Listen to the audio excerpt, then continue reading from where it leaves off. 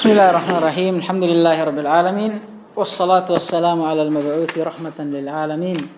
Nabiyyina Muhammadin wa ala alihi wa sahbihi wa man tabi'ahum bi ihsanin ila yaumiddin. Amma ba'd.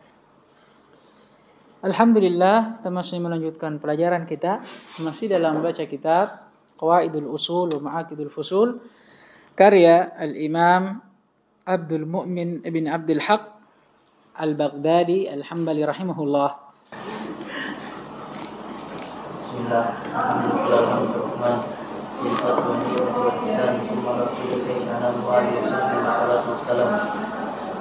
Bab tsani fil adillah. Qala al-Malik rahimahullah ta'ala asl dalalati al-irsyad wa istilahan ila ma yatawassalu bihi ila al-ma'rifati ma la yu'lam fi mustaqil al-'adah yaraha ilman aw dhannan. والدليل يراد به إما الدال أو ما يستدل به من نص أو غيره ويرادف ألفاظ منها البرهان والحجة السلطان والآية وهذه تستعمل في القطعيات وقد تستعمل في المبنيات والأمارة والعلامة تستعمل في المبنيات فقط. وأصول الأدلة أربعة: الكتاب والسنة والإجماع وهي سمعية ويتفرع عنها القياس والاستدلال. والرابع وهو استصحاب الحل في نفي الأصل الدال على براءة الذمة. طيب. Qala rahimahullahu ta'ala al-babu tsani, bab yang kedua, fil adillah, tentang dalil-dalil. Apa maksudnya? Al-adillah asy-syar'iyyah allati tustanbatu minha al-ahkam asy-syar'iyyah.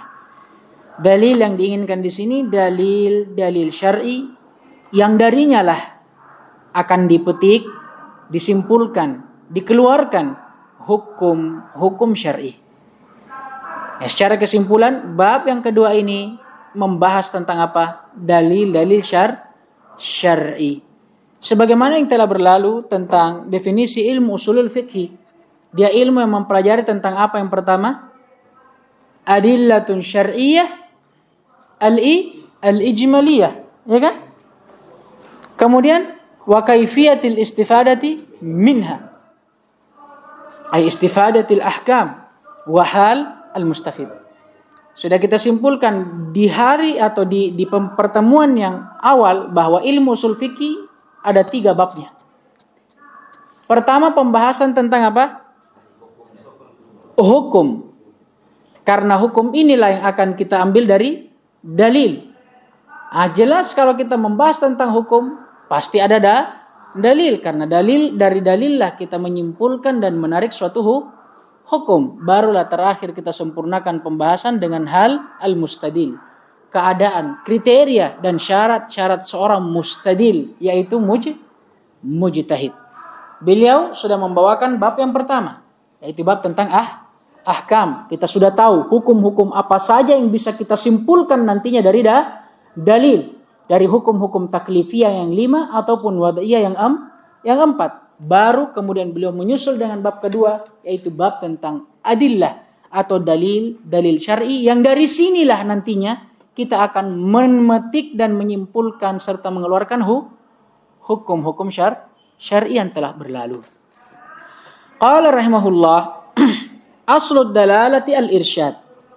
Asal dari kata dalalah maknanya al-irsyad, petunjuk. Paham ini? Jadi asal dari kata dalalah maknanya al-irsyad. Ini secara bahasa.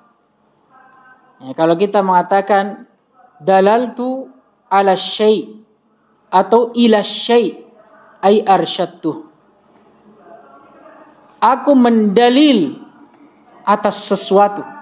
Apa maksudnya mendalil? Memberikan petunjuk, menunjukkan atas sesuatu. Itu makna dalil, ya kan?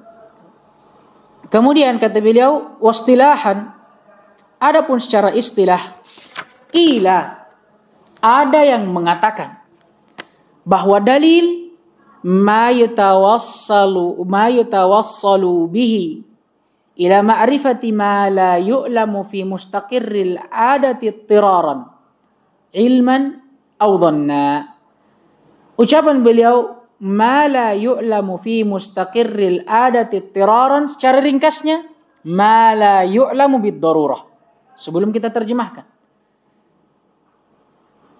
maka dalalah secara istilah ada yang mengatakan bahwa dia adalah sesuatu yang digunakan menjadi wasilah, penghantar, yang menghantarkan kita untuk mengetahui sesuatu yang tidak bisa diketahui dengan darurat.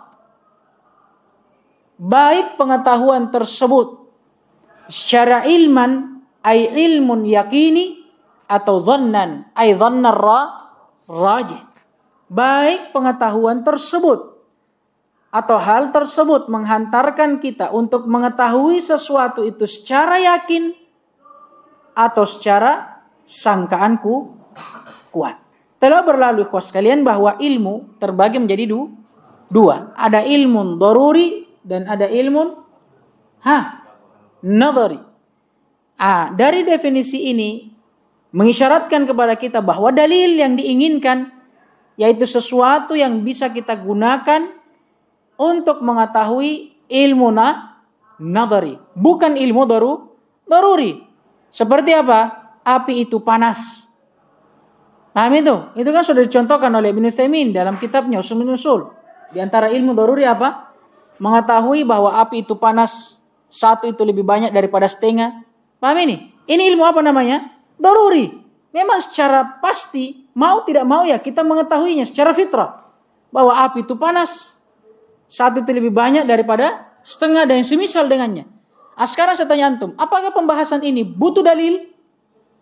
Tidak, maka tidak masuk dalam pembahasan dalalah atau adillah syariah. Kita tidak akan membahas tentang perkara itu. Melainkan yang akan kita bahas adalah apa? Ilmu nadhari. Seperti apa? Niat itu adalah syarat dari ibadah dan yang semisal dengannya. Paham tidak ini? Baik nantinya dalil ini akan menjelaskan, menerangkan kepada kita suatu masalah nadhari secara yakini, pasti. Apa maksudnya? Tidak ada perselisihan di dalamnya. Perkara yang disepakati. Atau dia memahamkan kepada kita, menjelaskan kepada kita suatu hukum dengan dhanni.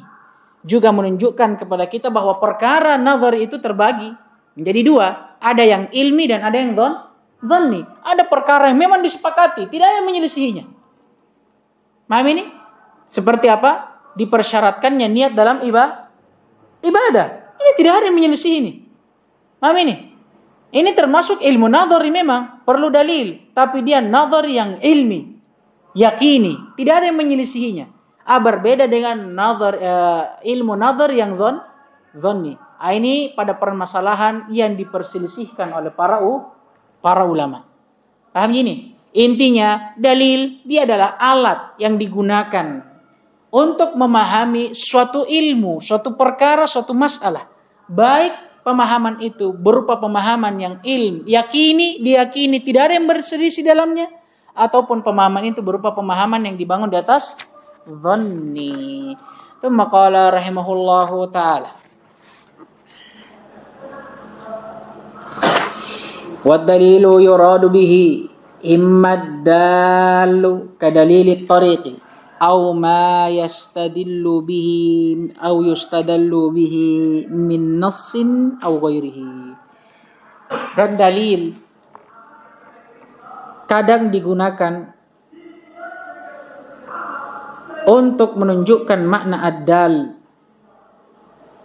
seperti dalil tariq, penunjuk jalan, atau kadang digunakan dan diinginkan dengannya apa yang dipakai untuk berdalil, seperti nas atau yang semisal dengannya. Nas Al-Quran dan sunnah dan yang semisal dengannya. Beliau di sini mengisyaratkan kepada kita bahwa dalil itu ada dalil yang hissi dan ada dalil yang maknawi. Dalil secara hissi Itu dalil bermakna lugawi, seperti dalil tariq, penunjuk jalan. Penunjuk jalan ini dalam bahasa Arab dikatakan apa? Dalil, ad-dal, penunjuk jalan. Nah, ini secara hissi, dari sisi yang bisa dilihat. Ini juga dinamakan dalil. Adapun secara maknawi, dalil dia adalah apa yang dipakai untuk berdalil. Dan dari kedua makna ini, makna hissi dan maknawinya, ini sama-sama menunjukkan makna yang sama. Karena dalil yang kita pakai untuk berdalil terhadap suatu masalah, ini juga bisa kita katakan secara hissi, dalilut tariq, sesuatu yang menunjukkan kita kepada jalan. Paham tidak ini? Contoh misalkan ada suatu masalah, contoh dipersyaratkannya niat dalam ibadah. Apa dalilnya? Innamal a'malu binniyat. Sekarang hadis ini, innamal a'malu binniyat, kita katakan secara maknawi dia adalah dalil yang kita pakai gunakan untuk berdalil dan berhujjah terhadap suatu masalah. Dan secara hissi kita juga bisa mengatakan dia apa? Dalil, karena dialah yang menunjukkan kepada kita terhadap suatu jalan. Apa jalan itu? Itu tadi, untuk sampai kepada kesimpulan hukum akan dipersyaratkannya niat terhadap setiap ibadah. Paham ini? Jadi dalil itu secara hissi, makna hissinya dia adal yang menunjukkan akan sesuatu. Seperti apa? Dalilut tariq. Dalil tariq ini rambu-rambu jalan. Ini kan apa namanya? Dalil atau bukan? Dalil juga, tapi secara hissi. Adapun secara maknawi ya nas, dalil yang kita gunakan untuk menyimpulkan suatu hukum suatu masalah. Wa yuradifuhu alfadhun, dan ada beberapa lafaz yang menjadi muradifnya, maksudnya yang sama maknanya. Minha di antaranya al-burhan. Sama firman Allah Subhanahu wa taala, qul hatu burhanakum ay dalilakum in kuntum shadiqin. Kata Allah kepada orang-orang Yahudi yang mencela Nabi alaihissalatu wassalam, yang mereka katakan kepada Nabi tidak akan masuk surga kecuali orang-orang Yahudi dan Nasara. Kemudian apa kata Allah? Qul, katakan wahai Muhammad kepada mereka, hatu burhanakum, bawakanlah burhan kalian, in kuntum shadiqin, kalau kalian memang orang-orang yang jujur. Makna burhan dalam ayat apa? Dalil, ay qul hatu dalilakum. Kemudian yang kedua wal hujjah. Ini juga hujjah. Ini dipakai juga. Kan? Hujjah juga dipakai. Was sultan, dan juga kata as-sultan.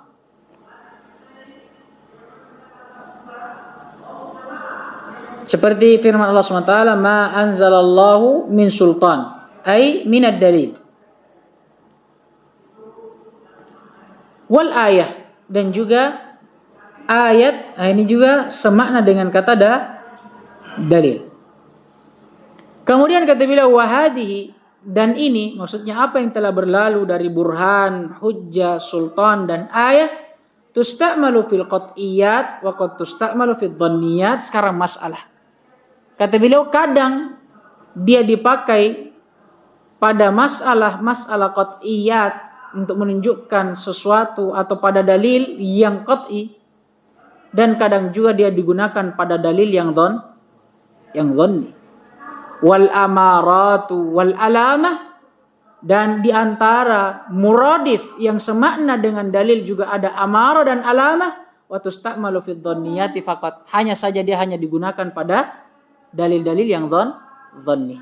Sekarang masalah bahwa dalil, setelah beliau sebutkan muradifnya yang semakna dengannya, kata beliau ada di antara dalil yang merupakan dalil qat'i dan ada di antara dalil yang merupakan dalil dhanni. Dan pembagian ini sebenarnya ala kulli hal dia datang dari orang-orang mutakallimin, orang-orang ahlu kalam yang membedakan dalil menjadi dalil qat'i dan dhanni. Kata mereka dalil ada yang qat'i dan ada yang dhanni. Dan berdasarkan apa yang telah disebutkan bahwa dalil itu banyak penamaannya, mereka juga membagi dua. Adapun dalil, burhan, hujjah, sultan, ayah asalnya dia digunakan dalam dalil-dalil qat'i, walaupun kadang datang dalam dalil dhanni. Adapun amarah dan alamah mereka katakan dia tidak datang kecuali dalam bentuk dhanni. Hanya saja ala kulli hal yang rajih, dan ini pendapat jumhur fuqaha yang mengatakan dalil qat'i dan tidak ada yang dhanni. Paham tidak ini? Atau bisa kita katakan dalil mau dia qat'i ataupun dhanni, maka dia tetap dalil. Tidak ada yang dibilang dalil ini khusus qat'i. Kalau ini dhanni, bukan qat'i. Anda, apapun namanya, bentuknya, mau dia qat'i dan dhanni, tetap dikatakan dalil. Paham ini? Berarti sekarang, kalau saya katakan kepada antum, amarah dan alamah, dalil atau bukan? Dalil. Sama dengan kedudukan burhan, hujjah, sultan, dan ayah. Dia juga dalil. Dan permasalahan dhanni dan qat'i itu tidak ada permasalahan di tengah ahlus sunnah. Paham? Karena dalil mau dhanni mau qat'i diterima. Yang menjadi masalah syah atau tidaknya. Sahih atau tidaknya. Paham tidak ini? Paham tidak? Sekarang kita beralih. Wa usulul adillati arba'ah, dan pokok-pokok pendalilan itu ada 4. Alkitab was sunnatu wal ijma'u. Ini 3 yang pertama. Ada alkitab, yakni Al-Quranul Karim Al-Aziz. Kemudian ada sunnah al-mutahharah, yakni sunnah Nabi alaihi salatu wassalam, wal ijma'. Wahiyya sam'iyah. Dan yang ketiga, yang pertama ini adalah dalil sam'iyah. Dari sini kita bisa memahami bahwa beliau ingin mengisyaratkan bahwa dalil itu ada 2. Ada yang sam'iyah dan ada yang akliyah. Adapun yang sam'iyah, dia adalah dalil yang sabit bitariqis sama', dari jalur pendengaran. Maksudnya apa? An-naql, dari jalur penukilan. Seperti Alkitab, Al-Quran. Dia tetap dengan apa? Penukilan. Iya tidak? Allah menurunkannya kepada Nabi Muhammad SAW menulis apa? Jibril alaihissalam. Begitu pula sunnah. Sampai kepada kita melalui siapa? Para sahabat. Juga melalui jalur penukilan. Begitu pula al-ijma'. Sampai kepada kita dari zaman para al-mujmi'in. Orang-orang yang bersepakat dari para salaful ummah. Itu melalui siapa? Para ulama. Juga melalui jalan apa? Jalur apa? Nakal, penukilan. Ini yang pertama. Kemudian kata beliau wa yatafarra'u anhal qiyas, dan bercabang darinya, dari ketiga usulul adillah, kitab, sunnah, ijma', qiyas wal istidlal. Qiyas dan istidlal, atau kata lainnya istinbat. Masya Allah, ini faedah baru. Ternyata qiyas dijadikan cabang dari cabang yang bercabang dari mana? Alkitab, sunnah, dan al-ijma'. Begitu pula istidlal juga cabang darinya. Kenapa disebutkan oleh para ulama? Karena qiyas dan istidlal tidak mungkin bisa tegak kecuali dengan tegaknya apa? Dalil. Bisa ndak ada qiyas tanpa ada dalil? Nggak bisa. Karena qiyas itu mengkiaskan sesuatu yang justru tidak ada dalilnya kepada sesuatu yang sudah ada dalilnya. Berarti harus ada dalil dulu. Baru ada qiyas. Istidlal juga, seseorang tidak bisa istidlal, memetik, menyimpulkan suatu hukum dari dalil kecuali ada dalil dulu. Oleh karenanya lah dijadikanlah qiyas dan istidlal itu cabang dari kitab, sunnah, wal ijma' wal rabi'. Qala rahimahullah, adapun yang keempat dia bentuknya akli. Masya Allah. Wahya atau wahwa, yang demikian itu adalah istishabul hal fin nafyil asli ad-dali ala bara'atid dhimmah. Ini usul pendalilan yang keempat, yaitu menetapkan sesuatu di atas asalnya. Dari sisi apa? Dari sisi menafikan asal yang menunjukkan akan bara'atul dhimmah, tidak adanya kewajiban. Asal dari ibadah ikhwas sekalian adalah apa? Haram. Asal dari ibadah adalah haram sampai ada dalil yang memerintahkannya. Kenapa? Karena istishabul asl. Itu asalnya. Dan istishabul asl ini adalah salah satu dari usulul adillah yang 4. Di antara dalil, itulah antum biasa mendengarkan. Dalil dari masalah ini tidak adanya dalil. Paham tidak ini? Contoh masalah. Tidak bolehnya seseorang melakukan dzikir berjamaah setelah sholat. Dan tidak bolehnya melakukan salam-salaman setelah sholat. Apa dalilnya? Tidak adanya dalil. Berarti apa dalilnya kalau bahasa usul fikihnya? Istishab al-hal. Paham ini? Dalil akan keharamannya, tidak bolehnya sesuatu itu, ya karena kita tetapkan sesuatu itu di atas asalnya, yaitu tidak adanya dalil yang memerintahkannya, yang menunjukkan akan apa? Tidak adanya kewajiban atasnya. Paham tidak ini? Nah, ini salah satu pendalilan, dan dalil ini kata beliau akli, yang bersandar kepada akal. Tapi ingat, bukan berarti beliau ingin mengatakan bahwa hukum syariah itu ada yang diambil dari akal. Tidak. Tapi Allah Subhanahu wa taala yang memfitrahkan kepada kita akal ini, yang menunjukkan kepada kita bahwa ternyata ada sebahagian daripada sesuatu yang hukum asalnya itu ya tidak adanya hukum. Ini kan diambil dari mana? Akal. Bukan berarti hukum syariat itu bersumber dari akal. Tidak. Tidak ini. Karena lagi pula juga istishabul asal. Ya, kita kan juga melihat dari apa? Tetap dari syariat. Ada ndak dalilnya atau tidak? Paham tidak ini? Nah, naktafi bihada al-qadar. Subhanakallahumma bihamdik. Asyhadu an la ilaha illa anta astaghfiruka wa atubu ilaik.